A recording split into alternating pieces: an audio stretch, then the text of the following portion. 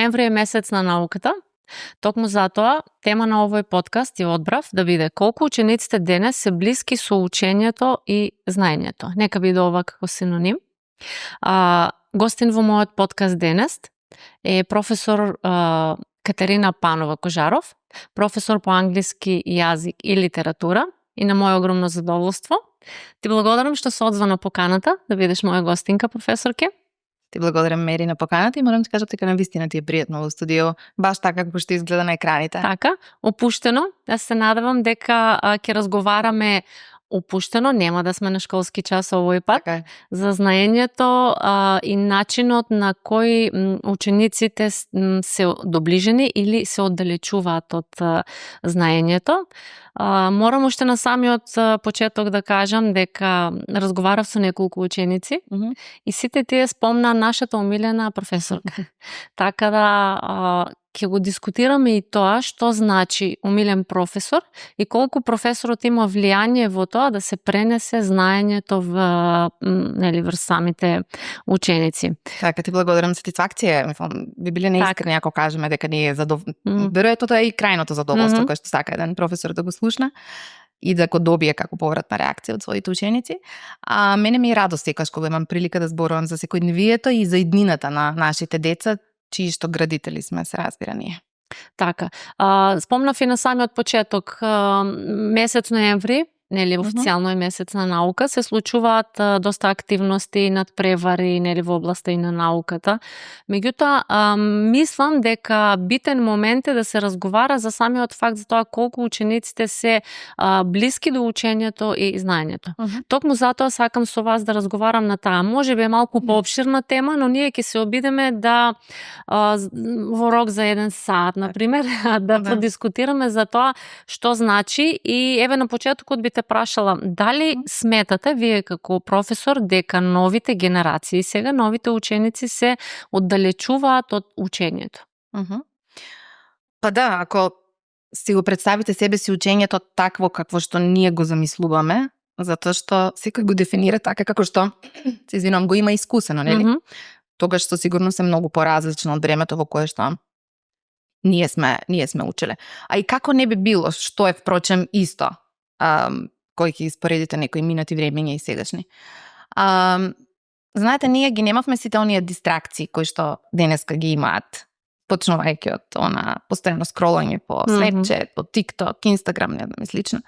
И навистина треба една многу силна волја и многу развиена свест, за да не знам ти го тргнеш таа забава која што ти е нонстоп пред тебе и да се фокусираш на не знам, степенување на придавките или, не знам, структура на периоден систем хемија. Така што не можеме да го очекуваме, не можеме да очекуваме кај децата на таа возраст развиена свест до тој степен и во таа смисла ги разбирам до некаде, меѓутоа мораме да реагираме и да посочуваме и да направиме да вниманието им го свртиме оному каде што толку берем колку што можеме, да не биде 24/7 само на социјалните мрежи, туку и да ги посветат дел од своето време оному каде што вистински треба.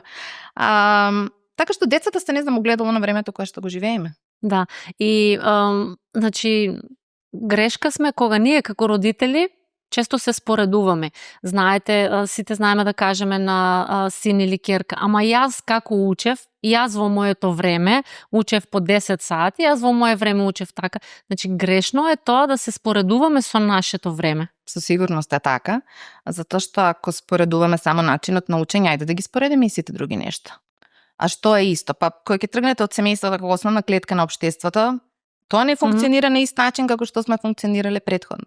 Значи целиот живееме во еден сосема друг систем, во еден сосема различен свет во кој што па плюс со технологијата и развојот на електрониката, толку многу нештата се променија што јас не настапувам на тој начин, ниту пак сметам дека треба се, не знам, ние со глава во зид да носталгичаме по некое минато време и да се вратиме и да ги користиме тие некои нешта, правила, норми кои што важеле порано. Да имаме повеќе разбирање. Да се адаптираме, апсолутно, да. И да имаме во таа смисла мораме да ги разбереме, па да најдеме правилен начин на действување. Да се доближиме до нив. Убаво спомнавте во време кога достапна ни е технологијата.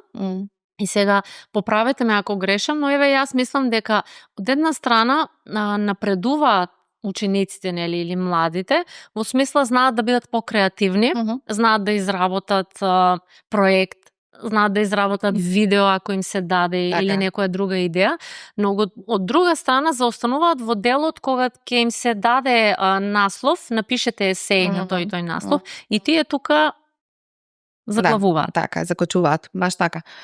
Точен ви е впечатокот. Не знам ако бараме некаков кривец или корен на проблемот. Или причина, зошто? Веројатно тоа е некаква карактеристика на човекот. Секогаш ја бараме она линија на помало отпор.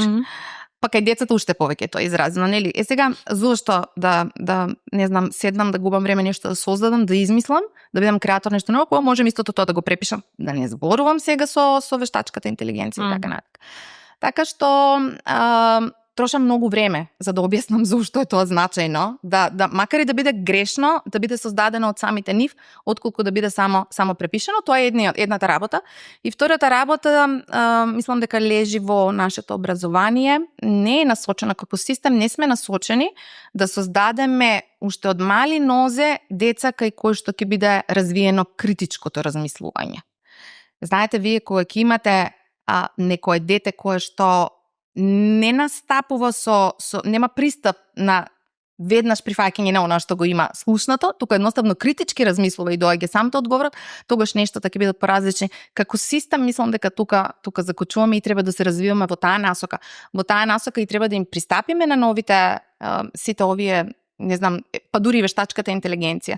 Значи ние не смееме да се спротиставиме и да кажеме дека да ги гледаме само негативните страни. Туку мораме, гледајќи ја дури и како наш непријател, да ја искористиме и да го извлечеме она што може да биде во корист и на нашите деца. Многу често знаат да дискутираме на тема дали треба да се забранат мобилните за време на часовите, се со цел да не реметат во часот, но од друга страна, убаво споменавте дека треба и да се прилагодиме на новото време. Зошто да не се искористат мобилните и новата технологија да се помогне во учењето и во самото образование? Можно ли е тоа? Можно ли е да се направи еден компромис, ајде, јас би рекла? Да. Веќе тоа и го правам, да ти кажам искрено. Знаете, кога ќе дадете вие една домашна работа и кога ќе видите дека следниот час имате ученици кои што, да кажеме, покажуваат послаби знаења во владењето на англиски јазик во случај, домашното е напишано за идеално. Така, тогаш нештото се јасни, дури се смееме со пријатели дека веќе ја знаеме фреквенцијата на која функционира и како функционира ChatGPT, па можеме да ги препознаеме. Тоа морам после да ве прашам професорке, да. Така што и тогаш што правам? Давам помалку домашни, меѓутоа, ајде штом сакате да го користиме на час. И сега, како ја користам вештачката интелигенција на час? Споделувам текстови, да кажеме, кои што, односно активности кои што постојат како онлайн, кои што се врзани со она што го работам. Не знам, им давам, англиски е лесно, многу е лесно да се искористи делот на вештачката интелигенција во самиот предмет, да се направи некаква корелација. Не знам, или некакво пребарување на некоја одредена тема, па да споделат информација, па да дојдеме до некаков заеднички И тука има поголем интерес од самите ученици, предпоставувам. Видиш дека не можеш да се справиш со телефоните на час, мислам, тоа што да го кажев, место да ги гледам како непријател, ќе ги искористам во моја полза. Иако и тука ми треба нивен фидбек, затоа што не можам постојано да гледам над нив цел час и да одам на секој од нив и да гледам дали навистина го работи на телефонот тоа што треба. Меѓутоа, се обидувам толку колку што можам. Морам искрено да ве прашам, знаете да кажете деца, знаеме кога препишувате, нели, од ChatGPT или како да. И учениците се плашат од вас, но не се 100% сигурни дали навистина ги препознавате текстовите кои се напишани од ChatGPT. Не, знаеш, немаме како систем, не постои нешто што како алатка знам дека постои во светот или на оној фамозен запад, како алатка за пребарување за препознавање, и за препознавање на во кој процент е таа вештачка интелигенција употребена, затоа што знам дека во добар дел на средните школи, да речеме во една Австрија, ChatGPT е искористен, им е дозволено да го користат, меѓутоа во одреден процент, да кажеме, некои си 60% изборувам за правење на проекти. Кај нас таков систем не е се уште, не ни е достапен барам на нас, меѓутоа можеби тоа може да ми се случи со некој ученик кој што не го познава. Меѓутоа со овие деца на кои што предавам, со кои секојдневно работам, ја знам однапред што може да, што е од него, а што не е. Така внимавајте деца, професорите знаат што и како. Навистина ги познаваме. Затоа што деца, да. Плюс па сега кога паралелките ни се буквално на половина од она што некогаш што бевме ние 40 деца се сеќавам во училница. Ма нема такво нешто сега. Да. Што и не кажувам дека е лошо по дефолт, затоа што навистина многу подобро се работи со 15 луѓе, подобро се организира часот, претпоставувам. Сметате ли дека овде и учениците имаат поголема слобода да комуницираат со професорот, не се срамат да те прашаат, нели, професорке. Друго е ако се 40 деца, до некој детенце никогаш нема да дојде ред да праша. Кога се малку деца, мислам дека има подобра комуникација. Дали тоа е улеснителна околност? Така, многу пати, мислам, тоа ми е едно од првите обраќања кон децата, дека мора да бидат максимално слободни за да направиме нешто, да создадеме нешто заеднички. И веројатно тоа е таа некоја слобода која што треба да ја создаде самиот професор на час, па децата да ја почувствуваат и да добиете некаква повратна информација, интерактивност, реакција и така натака. Ама знаеш, Мери, не мислам дека се работи толку за бројот на ученици, колку што е карактер во прашање. Како што имаш екстровертни деца, имаш и поинтровертни деца, па треба повеќе време за да добиеш некоја повратна информација. И тоа е Овде се меѓутоа квалитетот на она што ќе го пренесете вие како знаење и неспоредливо кога имате од другата страна 15 ученици и кога имате 30 или 40, нели? Се разбира дека секој може да го добие должното внимание многу поквалитетно отколку. Да. Прашањето ми е малку за подоцна, но сега во контекст на овој разговор, што значи слобода во комуникација со професорот? Секако, нели, треба да има и граница и овде. Мислам дека во денешно време, за жал, поместени се тие граници и учениците си дозволуваат да имаат многу повеќе слобода отколку што треба. Сепак, нели, треба да се има почит и респект кон професорот. Така го чував, го спомнавме ова дека ќе го зборувам малку подоцна, меѓутоа еве се наметна некако. Да, баш така, се наметна спонтано. Размислав како ние се однесувавме кон нашите професори. Многу поразлично од денешните деца. Меѓутоа некако тие беа недостижни, недопирливи. Веројатно, ама ќе кажете беа почитувани, а денешните професори не се. Да, ама тоа беше некаква страхопочит повеќе, за разлика од... тоа сакав да кажам. Имавме професори од кои не беше страх. Така е, страх, и затоа внимаваме многу како се однесуваме и што ќе кажеме. Меѓутоа, таа не е некоја моја цел. Замислете да имате почит без оној дел страв напред. Значи, замислете да имате некаква љубовна почит, би рекла. Тој однос професор-ученик мора да биде емотивен однос прво. Зашто ќе биде тогаш професор? Па не знам, вклучите се вештачка интелигенција и дајте образувајте се, нели? Да. И тоа е тоа нешто што е главното, клучното во овој однос. Така што сметам дека и баш таков треба да остане љубовен однос и однос полн со почит од двете страни. Тогаш нештата не можат да излезат од контрола. Иако во однос на тоа како се задржува таа граница, не постојат некакви дефинитивни одговори или не знам некакво правило кое што може да го употребите на час. Просто ги чувствувате и ги балансирате нештата. Имате деца кои што не навлегуваат, го имате другарскиот однос со нив, толку колку што е дозволен, нели? Односно вие како професор што го дозволувате, и не навлегуваат во таа некоја зона каде што ќе биде под знак прашалник ставена почит или да се злоупотреби таа близина. Меѓутоа, пак е веројатно врзано со некаков карактерен, фамилиарен бекграунд, што викаме, не слично. Имате од друга страна деца кои што не ја знаат баш таа линија, па треба ајде одново да се потсетуваме, нели, докаде. Нема дефинитивни одговори. Сметам дека затоа и тешка работата на професорот. Не е нешто што може да се следи како црно-бел ефект, туку едноставно морате да ја процените секоја ситуација, а верувајте ми, не е иста кај сите. Кај секој е посебна приказна, различна приказна, индивидуална, и таков мора да биде и пристапот индивидуален. Да. Каков, ваш пример, каков пристап вие практикувате со учениците, се со цел да се добие квалитетен час и да се пренесе подобро образование?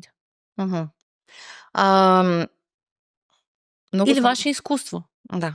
Сигурно сте правеле експерименти. Во смисла, ајде сега ќе бидам построг професор, па да видам дали ќе има подобар ефект, или ќе бидам поопуштена, ќе бидам пријателски, нели, настроена, па да видам дали ќе има подобар ефект со учениците. Мислам дека таквото искуство ќе го споделат сите мои колеги со мене. Кога излегуваме од факултет, некако имате толку многу замисли, идеи како треба да изгледате, па што сте вие, нереални сте во принцип. Професор сум. Така е, имате титула веќе, па не знам. И јас сум сигурна да прашате, бидејќи сум веќе 18 години во образование, да прашате ученици на кои што сум предавала пред 15 години и сега кажат, па тоа не е истата професорка. Ве менуваат учениците и искуството, затоа што сум била пред се многу построга. Сум барала многу повеќе од децата и кога ќе видиш дека тој некој принцип со текот на времето се градиш, созреваш и тоа е нормално така да биде. Ги бараш оние нешта кои што се делотворни и оние кои што функционираат. А тоа е да воспоставам еден однос со детето во кој што сум прифатена и во кој што тој го чувствува тоа прифаќање, па толку многу сум среќна кога ќе споделат и имаат потреба, верувајте ми, да споделат приватни нешта со мене. Што да кажеме, никош претходно не се случило.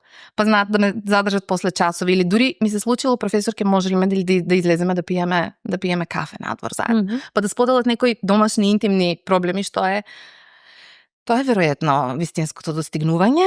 Сега кога веќе ќе ја добиеш таа почит, ти си отворен да понатака да го билдаш образованието кај нив, затоа што сметам дека во целиот тој процес првично е воспитанието, тоа градење на образот, ние што викаме преку образованието, а потоа таа образовна компонента која има исто така образование. Не знам дали е некако мит или има вистина во тоа, и ние порано сме кажувале, еве и сега, заради професорот го засакав овој предмет. Има ли вистина во тоа?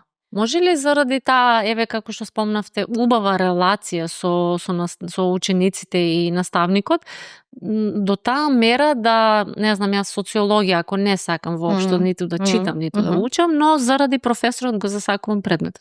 Така е.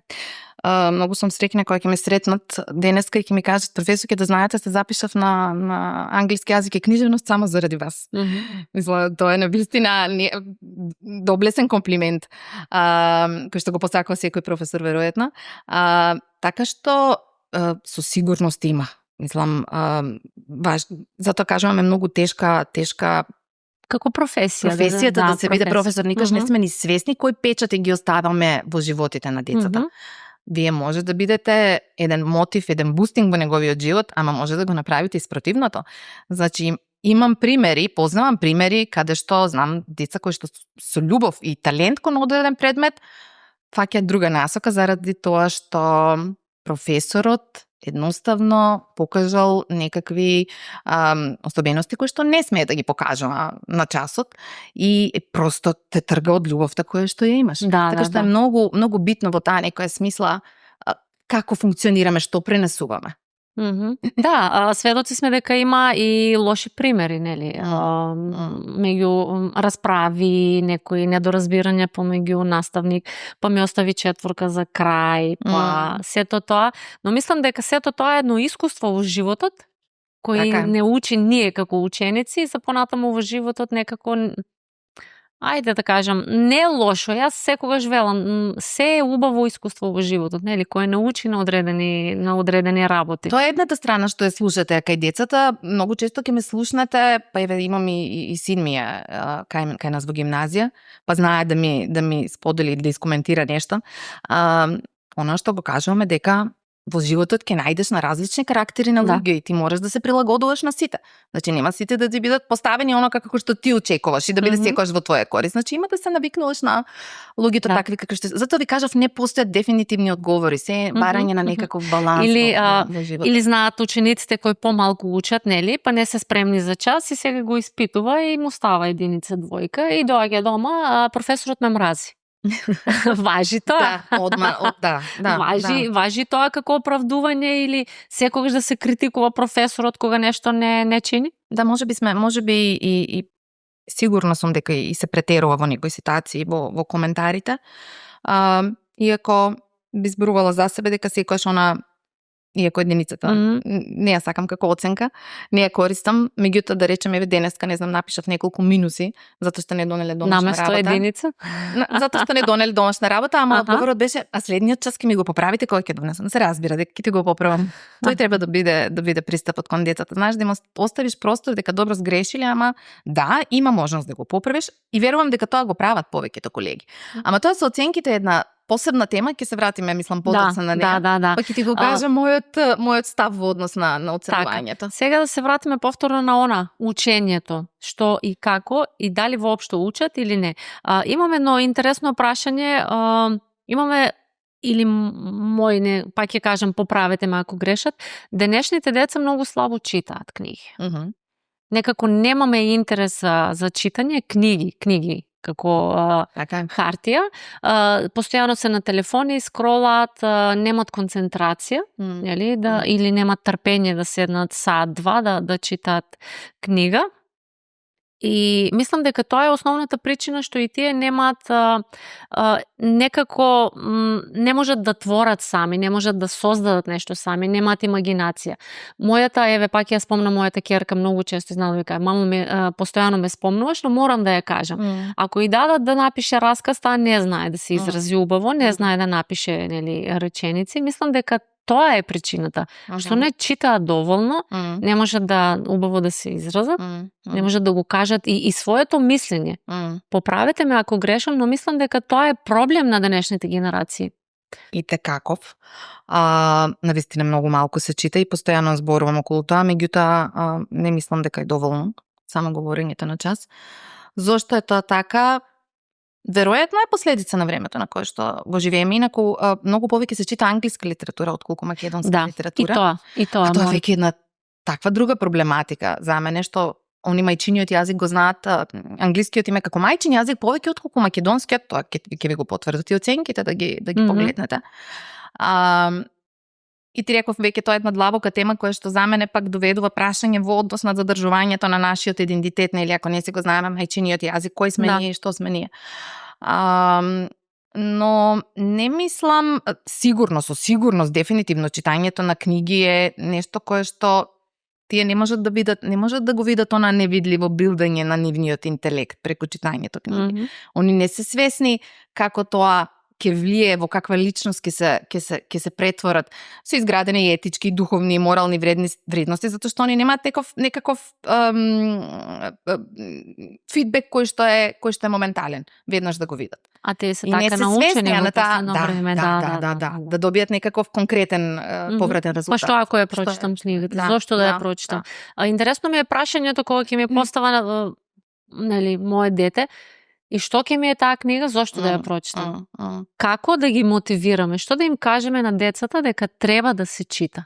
Па еве јас и со мојот син као демек зошто читаш? Демек сите се имаш денеска онлайн, да. Онлайн, пуста ChatGPT земи го да видиш, демек сите одговори се тука, не знам зашто би се едно нешто што ми треба ќе си го најдам онлайн.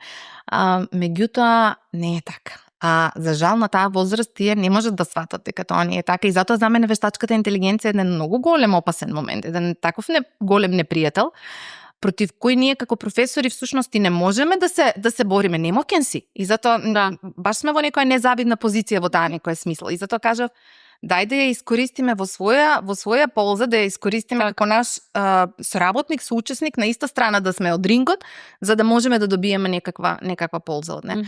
Па не знам, давањето примери, градењето, еве јас кажувам дека она што сум јас денес не сум благодарение на вештачката интелигенција и дека никогаш нема да може да не е вештачката интелигенција нешто кое што ќе те изгради, како ви реков. И ќе те заврши со широки погледи на свет, така е. Човек кој што знае, ќе знае утре други ден да ги донесе правилните одлуки, вистинските нешта, да ги праша вистинските прашања да бидат поставени.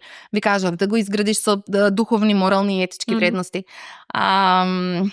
самите ќе го сватат тоа како што созреваат и како што стареат. Се надевам само нема да биде предоцна. Толку колку што можеме, делуваме и влијаеме и затоа и во таа смисла сите оние квизови кои што се организираат, сега спомнавме да во текот сме во екот на месецот на наука, каде што мои колеги организираат квизови по познавање на природни науки, хемија, физика, биологија, не знам. Понатака, мои колешки македонисти, знам дека организираат многу настани посветени на македонската книжевност. Еве ќе имаме сега вечер на странски јазици. Значи, одлекувањето на вниманието на децата и насочувањето на она што треба да биде вистинска вредност. Па еве неодамна сега се сетев, имаше и театарска представа Моите бебиња, која што беше втора постановка. И беше прекрасна, фантастична. Тоа е вистинскиот пат за нашите деца. И кој ќе ги вклучиме ние во сите вакви активности. Микроактивности би ги рекла, затоа што и самата држава мора преку некакви макромоменти да делува, да ги насочиме децата онаму каде што треба. Ако ние гледаме дека на катедрата по македонска книжевност и културологија имате само 6 студенти запишано, тогаш да дадеме стипендии и мислам дека тоа го прават во таа смисла. Меѓутоа и ние како буквално наставници по секој еден предмет мораме да делуваме по некакви микропатишта и точно на тај начин преку организирање на различни активности. Еве спомнав театарски представи, настани вечери и така натака, со кои што би ги доближиле децата и би ги насочиле на... Ќе разговараме и тоа ме загрижува фактот дека се помалку и помалку има интерес за овие да се биде професор по физика, хемија, социологија, но сега професор ќе поимот функционална писменост. Прочитав во моментот кога нели се спремав за подкастот, ми стана интересен поим функционална писменост. Што значи? Може ли тоа да го појаснеме? Значи дека младите не го разбираат тоа што го читаат или е нешто подлабоко? Да, функционалната писменост е во принцип и дали ја имаат младите? Тоа што кажувам јас дека е нешто што му фали на нашето образование, на оно што ни недостига како образовен систем. Вклучува повеќе сегменти. Значи тоа е препознавање и разбирање на еден текст. Понатака имате влечење дефиниции, понатака имате создавање, на квалитетни комуникацијски вештини. Практична примена на она што како теорија ќе го стигнете. Сето тоа е еден склоп од области кои што го составува она функционална писменост. Меѓутоа во овој дел, иако не го гледам проблемот кај децата. Затоа што работам често текстови кои што се основани буквално бидејќи во една од вештините во познавањето на англискиот и на сите странски јазици е читање и разбирање, во кој што вие имате еден текст каде што ученикот не ги познава сите зборови, меѓутоа треба да се снајде преку решавање, на повеќе члени одговори после текстот, дадени прашања, па одговори базирани на точно и неточно. Такви им се сега чинам и матура испитите и македонски и англиски. И морам да ви кажам дека она што како статистика го имаме одличен процент на деца кои што одлично се снаоѓаат во решавањето на таквите активности. Дури понекогаш и подобро од мене, што е многу надежно нешто, нели? Сега општеството е тоа, односно Министерството за образование и наука, кое што пак треба да потпре, да уште повеќе тој потенцијал го развива понатаму. Тоа што кажав, да ги развива комуникацијските вештини, практична примена на знаењето на оно што е научено на час, тука подклекнуваме како систем. Јас многу често со моите гости кои се во подкаст, нели, кои се компетентни за таа област, прашувам, нели колку е потребно да се воведе предмет ораторство, например? Дали постои такво нешто? Или убаво кажавте, комуникацијски вештини. Мислам дека на младите, на учениците во средно образование, тој момент им фали. Тие некако немаат самодоверба и не знаат, немаат научено како да се изразуваат. Фали ли таков предмет? Да. Кај нас ораторството постои како проектна активност, значи како некаква дополнителна школска активност, не е дел од редовните и не би го ставила во оној редовен предмет, затоа што не сите пак ја имаат, пред се треба да имаш талент за тоа. И убаво е кога од малички ќе ги препознаваме талентите и ќе ги развиваме и од мали нозе, нели ќе бидеме насочени кон нивен развој. А образованието треба да биде потпора во сето тоа, се разбира. Меѓутоа, тоа е 1% на деца кои што се наоѓаат таму и кои што и ги посетуваат таквите часови кај нас. Така што, да, треба да функционира на ниво на некоја секција. И знаеш, генерално не тие што се да кажеме математичари, физичари, кај нив нема да ќе видиш после моменти, така треба да биде. Не знам, е убаво да има, меѓутоа ќе изборуваме подоцна, нели? Тој ќе изгради врз основа на она општо гимназиско образование, ќе го изгради своето интелектуално колку што. Убаво спомна професор, ќе ајде да преминеме физика, хемија, оние специјализирани образовни, нели, кои се. Колку е оправдано ваквото специјализирано учење? Еве на интернет прочитав некоја теорија дека Шилер уште од многу одамна зборува дека проблемот ќе биде се поголем и поголем со таквата специјализација во учењето. Дека ако треба ти да бидеш бравар, не знам, единствено ќе те интересира како се бруси, како се работи и не треба да те интересира социологија, не треба да те интересира основни познавања, не знам, од математика, од физика, од хемија. Оправдано е тоа? За една личност така да се гради, да биде строго специјализирана само во една област? Да. Се надевам дека нема да бидам погрешно сватена од моите колеги економисти во гимназијата, па и од сите други мои колеги во средните стручни училишта во Струмица и пошироко. Кога зборуваме за ова, доаѓаме малку на еден лизгав терен, затоа што мислам дека и Министерството за образование и наука ги нема објаснато нештата или ги нема поставено нештата онака како што треба да бидат. Средните стручни училишта, уште од кога се создадени, значи уште од минатото, се замислени да бидат место каде што ќе бидат создадени нашите идни земјоделци, не знам, производители, трговци, занаетчи и така натака. И тоа се сосема во ред, затоа што вие не може во една држава да имате еден куп дипломи само, не можеме да функционираме само со дипломи и академски потписи, нели?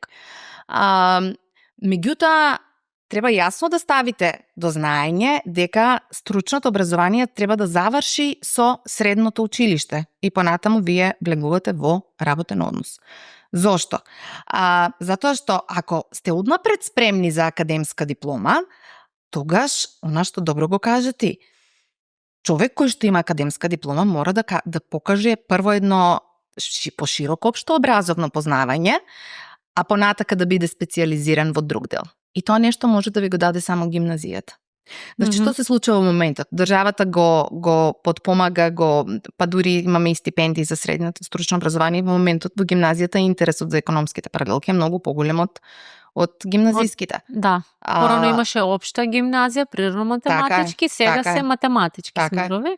Нема многу интерес со цел, знаат млад, извини што ве прекинувам, но морам тоа да го кажам, нели јас како родител. Не сум ништо по завршувањето на математичкиот смер. Но не е така. Да. Знаеш како, ако си однапред спремен дека планираш да студираш факултет и да имаш академска диплома, тогаш дефинитивно треба да избереш еден од гимназиските смерови. Ќе добиеш ширината која што ти е потребна, па понатаму ќе се специјализираме на факултета онаму каде што сакам да одам, нели, во областа по која што ќе изберам. Со средното стручно образование логично е да ти тука го завршиш своето образование. Ти си веќе специјализиран во еден дел. Државата се уште дозволува и после тоа, нели, продолжување на образованието, меѓутоа за мене е многу поправилно да еве во мигот мојот син ќе кажам, мојот син покажува интерес за економија, меѓутоа кој ќе го прашам, Драган, се замислуваш ли себе си со високообразован профил? Да, тогаш добро, ќе завршиш прво широко гимназиско образование, па потоа ти ќе се насочиш. И јас знам такви еден куп примери. За мене тоа е вистинската одлука. Затоа што со средното стручно вие не може да споредите, не знам, гимназијата дава многу поширок спектар за разлика од она што средното стручно образование го дава. Јас пак ќе кажам да не бидам погрешно разбрана. Тоа не значи и се уште е дозволено на децата од средните стручни смерови да го продолжат своето академско образование ако сакаат. Меѓутоа сметам дека како избор е многу попаметно веќе ако целите кон некоја академска диплома. Да, но и генерално ја сметам дека една личност за да биде целосно изградена, треба да има широко познавање. Знаеме да кажеме ние како родители, во ред ќе се најдеш во друштво, не знам, на писатели, ќе се најдеш во друштво на градежници. Ти мора да знаеш од секоја област по нешто. Да. Не дека ти ки си стручен градежник или поет, Така е. но да имаш прочитано една книга, да имаш општи познавања. Не значи дека ќе ги запаметиме или дека сега јас не знам, паметам се едно нешто што сум учела во историја, географија или во средно училиште, меѓутоа имам основни познавања од нештата. Она што ќе го слушнам, јас веќе сум го слушнала некаде, можеби не сум специализирана, меѓутоа ја имам основата или барем знам каде да погледнам ако имам потреба од дополнителна информација. Тоа е тоа поставување на некаков поширок општообразовен, интелектуален профил. Така. И да имаме убав речник на изразување, да видиме во друштво, да знаеме да се однесуваме, да разговараме на повеќе теми. Мислам дека тоа младите некако го подзабораваат тој момент, дека една личност треба да биде вистински изградена, нели, од сите аспекти и дека училиштето, посебно средното училиште, да го гледаат прво како прозорец кон светот, нели? Да почнат да се градат, а потоа самиот факултет, убаво спомнавте, да ги специализира. Но за жал тие вредности некако ни изумираат. Какво е вашето мислење по тој став? Да.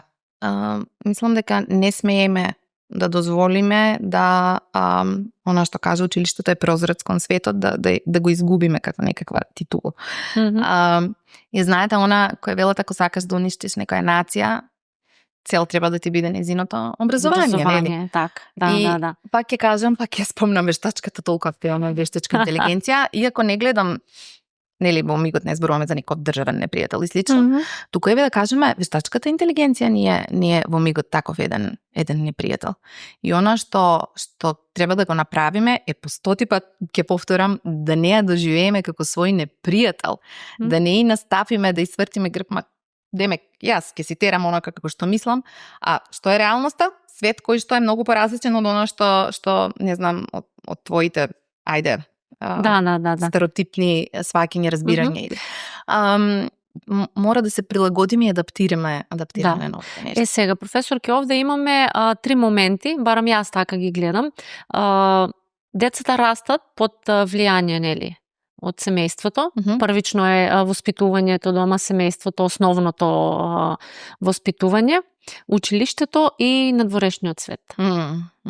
Како овие 3 да функционираат безпрекорно во никој случај, нели, но да се надополнуваат за да може да се изгради една вистинска личност. Овие се точно, баш така убаво рековте, 3 точки на еден триаголник, во кој што ја градите личноста на детето или 3 влијанија. Нештата започнуваат од дома. Ако кажав, семејството е основата на нештата, многу е неблагодарно да очекувате од професорите да исправат нешто што вие не сте го направиле онака како што треба, или од училиштето. Така што, она што велам, не може да очекувате криво засаден корен некој да ви го исправи место вас. Може би работата е тешка. Со сигурност за мене е веројатно тоа е најтешката професија да се биде родител во животот. Па постојано оние прашалници, што е правилно, што не е, постапувам ли правилно, треба ли казна, нели треба казна, а ќе биде ли во склад со новото време и така натаму. Меѓутоа нештата започнуваат од дома, колку и да е тешко тоа. Па дури и пред училиштето би рекла дека оној социјален момент, она друштво што велиме, со кое што децата минуваат доста голем дел од своето време, е многу битно, особено во ова порочно време. И тука пак семејството има влијание, или може да има, треба да има колку што може влијание. И на крај дури би рекла дека доаѓа училиштето и тоа што го спомна Прегеска, дека главната цел во образованието на нас е прво да создадеме луѓе такви какви што треба да бидат во вистинска смисла на зборот, а понатака и образовниот. Да, прашањето колку може училиштето да влијае во тој момент. Може да дополни, да додаде, да коригира, да сугерира, меѓутоа да искриви нешто што ви реков е погрешно или криво засадено, тешко. Кога сме кај морални вредности, односно губење на оние морални вредности, нели, во денешно време, морам да напоменам еден ваш текст напишан, колумна, на социјалните мрежи, кој мислам дека направи голема фама на социјалните мрежи од вас, а мозокот наместо ноктите да станеше ново ин. Да. Прво, како дојдовте до идеја? Што ве, како да кажам, што ве мотивираше тоа да го напишете и така јавно, нели, да се објави? Тоа не е само таа е трета чинам поред статија, некако на 2 недели од прилика си ветив сама на себе дека ќе објавувам. Ќе бидам директна. Она што беше она што е за мене најголемо разочарување, не е само тоа, тоа е една комплексна работа, повеќе нешта се. Меѓутоа, кој ќе видам дека, не знам, еден класичен инфлуенсер, модерен современ инфлуенсер, знае да има не знам колку следбеници, не знам колку реакции, а од друга страна вие имате уметник, вие имате не знам врвен доктор на факултет и така натака со нешта кои што да вистина се напишани со дадени вистински насоки за како треба да во кој правец треба да се развиваат. Има 2 лајка. Така, тоа беше навистина разочарувачки ми за мене. Јас сум свесна дека со тоа нема ништо да променам, меѓутоа просто не можев да седам да молчам и да се однесувам како да се она што ни се случува во современиево е нешто кое што е нормално и кое што треба да се го прифатиме како такво. Таа статија што ја спомна, навистина побуди голем интерес, последната, затоа што тоа многу ме израдува, затоа што покажува дека ние имаме еден добар круг на луѓе кои што се свесни за времето во кое што живеат и кои што покажуваат, не знам, разумност и доследност и се свесни дека се она што ние некако наметнато не треба да биде прифатено како готово сервирано, зашто многу нешта ни се наметнати и ги прифаќаме како такви без да размислуваме за нивните последици.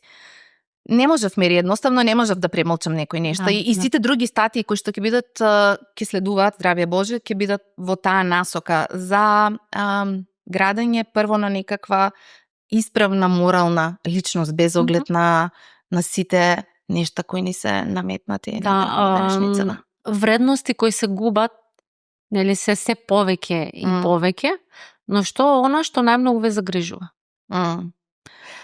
Во една ваква констелација која што имате, не може да биде занемарен, или веројатно најмногу занемарен е човековиот интелект. Тој е ставен на последно место. Не знам, вие гледате и како би децата обрнале внимание, не знам, на билдење на нивниот интелект, кога гледат дека она што е најпопуларно се, не знам, некаков тип на жени со додатоци во усни, во гради, во задници, со некакво морално однесување кое е ставено под прашалник или кое што врвна цел во животот е, не знам, да најдат, да инвестираат добро во себе, во својот физички изглед, па да најдат богат сопруг и не знам да го прошетаат светот, па да постираат, и тоа многу побитно е постирањето на социјалните мрежи, на екзотичните јадења, на дестинациите низ кои што се, не знам, отколку нивното доживување или не знам брендираната гардероба која се постира. И животот на Инстаграм? Дефинитивно е така. И затоа велам дека овој век, ако 18 век ни беше век на природбеништвото, кога едноставно беше ставен акцентот на развојот на човековиот ум, за жал, наместо да одиме напред, 21 век ни стана век на женската силуета. И тоа смалена до степен каде што е дури жената деградирана. И се видите што се случи. Во време кога имате експанзија на феминизмот, што направивме, таа потреба жената да биде, не знам, слободна и да се однесува слободно во сите полиња, стигна до степен да биде доживувана само како една обична играчка, кукла. Кога вие имате инвестирано само во вашиот физички изглед, без сите оние духовни нешта кои што треба да ве пратат, без сите оние етички, морални вредности, така, и интелектуално да се надоградува, да. Вие што станувате ништо друго освен една обична кукла со која што е за играчка и ништо повеќе. Има една омилена на Толстој која сакам многу, вели друштвото на интелигентната жена е неопходно за секој маж. Таа треба да ни стане парола на епохата, нели, а не она што е вистински денес. Сакам да пратам порака дека се она што е представено на социјалните мрежи што го представуваат како некакво врвно достигнување е како јадење слама или не знам јадење смоки. Вие моментално чувствувате некаква ситост, меѓутоа не ја нуди она што еден вистински оброк ќе ве го даде. Но колку се срекни. Многу често знаеме, има и дискусии на социјалните мрежи, психотерапевти дискутираат на таа тема, нели, психолози. Колку се навистина срекни сите тие кои постираат на Инстаграм моментално, нели, дека се, не знам, на некоја плажа во Грција, уживаат, но колку се навистина срекни. И што е она вистинското во луѓето? Која е вистинската вредност според вас? Да, се трудам да го најдам. Сум размислувала за тоа, која е таа потреба да бидеш експониран. Веројатно е некоја егоцентрична потреба да привлечеш внимание. Да. Па макар и со празнотија, тоа било. Јасно ни е, барем на сите возрастни ни е јасно дека е тешка илузија она што е постирано и е ставено, или е некакво можеби моментално хедонистичко задоволство кое што не може да му го пратиш како порака на детето дека е нешто крајна цел кон кое што треба да се стреми. Меѓутоа, и да не навлегувам во тоа, секој може да си го живее својот живот онака како што сака, нели, има право, па дури да биде ненормален колку што сака, тоа е негов живот. Меѓутоа, во таа смисла, некако и вие медиумите, јас, например, во последно време имате своја улога. Не само медиумите, ја ви зборувам јас како професор, сите имаме улога во тоа. Меѓутоа, приметувам неколку подкасти во последно време, во кои што се со личности кои што јас не можам да сватам како може медиумски простор да биде одделен за нив и сето тоа да оди во етер. Да. Мислам, која е таа порака, тоа го слушаат моите деца дома, што ќе слушнат, што ќе научат, или замисли сега некој те вика во студио, значи тој е вреден да биде викнат во студио, така ли? Апсолутно. Ние медиумите овде имаме, јас многу често знам да кажам дека медиумите имаат голема улога и во воспитување на самите деца, затоа што ние го пласираме тоа.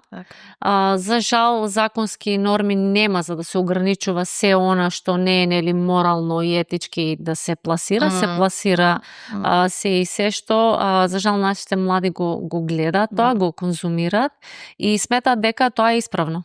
Голем дел од младите сметаат дека е исправно, нели, тоа беше една од причините заради кое што ти реков и почнав да ги пишувам статиите и некако да бидам можеби општествено погласна и да го искористам својот авторитет како професор за да наметнам нешто што е многу поразлично од она што денешницата им секојдневните им го сервира пред социјалните мрежи. И како поет ве слушнав во едно интервју, разговаравте дека многу е битно и сепак сте поетеса. И на овој начин може да бидете гласни и да дадете свој придонес во оваа борба, би кажала јас, нели, за да се вратат овие морални вредности. Колку и тоа има влијание? Да. Таа е една од моите омилени девизи. Сметам дека многу е себично од страна на уметниците ако кажат дека се уметници само заради некоја катарзична функција која што има уметноста, некакво себе прочистување, па не знам, себе раст и така натака. Должни сме, сите сме должни, уметникот како општествен лик е должен да прати порака и тоа да ја прати исправната порака. И сметам дека се многу силни и гласни, колку и да не изгледа навидом така, сметам дека се многу силни и гласни и треба да ја знаат и да ја сватат таа своја мок која што ја имаат и да биде искористена на вистинскиот начин. Така. Кажете ми, дали сте оптимист после се она за кое зборувавме, за сите оние, за жал, изгубени вредности? Има ли светло на тунелот, јас би рекла, вакви? Мора да се дискутира на тоа. Мора да се разговара малку повеќе, нели, да се отварат тие теми. Еве, јас многу често во мојот подкаст канам гости да се разговара на таа тема, се со цел да се крене свесноста кај млади. Така. Се надевам дека секогаш кажувам дека еден човечки живот да се промени е за мене чест. Така. Како вие гледате на ова денешно време? Има ли светлина во сето тоа? Можеш да бидеш оптимист. Некако, не знам, ако ја уништиме надежта во свет, тогаш зошто живееме, нели? Мора да се обстои во борбата и да немаш крајна цел која што ќе ја видиш, односно да немаш позитивен резултат видлив во твојот животен век, сепак знаеш дека си допринел за доброто за иднината на твоите деца. Некако мислам дека се уште човекот кој живее оној морален пат, сега зборувам човекот како синоним за цело едно човештво. тоа дно мора да се допре. Кога ќе се добре дното, не остане ништо друго освен да се издигнеш повторно.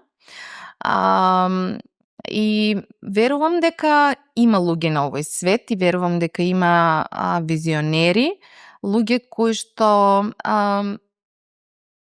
парите ги гледаат само како средство за преживување, а не како некаква крајна цел која што треба да биде постигната, хедонистичка цел или живот за луксус, ето прилика. Така што сум оптимист и морам да бидам. Мора сите да бидеме. Мора да бидеме. Кој би бил советот за не само твоите ученици, нели, кои се во гимназијата, генерално за учениците и за младите луѓе, вие како професор? Кој совет ќе им го дадете на учениците? Никогаш да не се подпират на окото и устата како органи на човечкото тело, кога ги носат нивните судови, расудувања и заклучици околу нешто, затоа што сметам дека тие се најлажовните органи на човечкото тело. Туку секогаш треба да се подпрат, да се подпираат на срцето и на душата. Таму лежи вистината, а не во окото и устата. Да. Професорки, а до нас родителите? Како да се справиме и како да ги усмериме децата во ова современо, модерно време со технологија? Да. Тоа е нешто што се го упатувам постојано и самата себе си, гласно, затоа што јас сум прва родител, па потоа општествена личност. Да бидеме вистинскиот пример за нашите деца. Да им покажеме, а не само да им кажуваме и да зборуваме како треба, него да им покажеме кој е вистинскиот правец кој што треба да го фатат. Прилика. Така. И за крај, еве, како професор, што значи вистинско знаење за вас? Како вие би напишале одличен пет за еден ученик? Што е вистинско знаење? Јас би го дефинирала вистинското знаење во една малку поширока смисла. Би рекла дека тоа е оној степен на достигнување на човековиот ум, во кој што човек е ослободен од сите предрасуди, е отворен за новите нешта кои што ги носи животот, меѓутоа не ги прифаќа слепо и по секоја цена, туку задржува некои вредности кои што во историјата назад се покажале како доблесни, делотворни и кои што го задржуваат пред се да остане човек со она голема буква напред. Професор, ќе спомнав на почетокот дека сте омилена помеѓу учениците. Знаете да бидете строга како оценувате? Ми кажавте не сакате да пишувате единица, но генерално при оценување знаете да бидете строга? Се трудам да ги мотивирам на друг начин за да не напишам единица, да. Мислам дека нема да ме, веројатно тоа е прашање кое што треба ним да им го поставите. Мислам дека нема да ме стават во категоријата на строги професори. Се трудам да го постигнем она што го сакам преку друг пат до нив. Мислам дека го знам одговорот, но пак ќе ве прашам. Што би ценеле повеќе, текст препишан од ChatGPT, 2 страни, или 5 реченици напишани искрено од ученикот? Мислам дека е јасно, нели, после целото ова интервју, баш тоа го зборував и на некои од последните часови. Неспоредливо е, непроценлива е разликата. Премногу. Так. Професор, јас ти благодарам за овој искрен разговор. Мислам дека одговоривме на голем дел од прашањата кои ги интересираат и учениците и родителите. И искрено и јас сакам да бидам оптимист и да мислиме дека учениците ќе се вратат кон оние морални вредности, животни вредности, ќе се подобри светот во кој живеем. Да не одиме со глава од зид на се она ново што ни е наметнато, би рекла, меѓутоа и не слепо да прифаќаме. И затоа треба навистина голема мудрост и треба размислување, носење на вистински одлуки. Тоа е тешка задача, немаме лесна задача како возрастни луѓе пред нас. Меѓутоа, навистина пред се да бидеме пример за нив, како треба понатака. Да. А вие млади, учете, образувајте се, затоа што тоа е темелот на вашата иднина. Благодарам уште еднаш. Благодарам и в тебе, ми беше навистина пријатно. Така, се гледаме во иднина на уште некој подкаст, на некоја друга тема, се надевам пак интересна тема. Вас ве благодарам за вниманието и се гледаме на наредниот подкаст.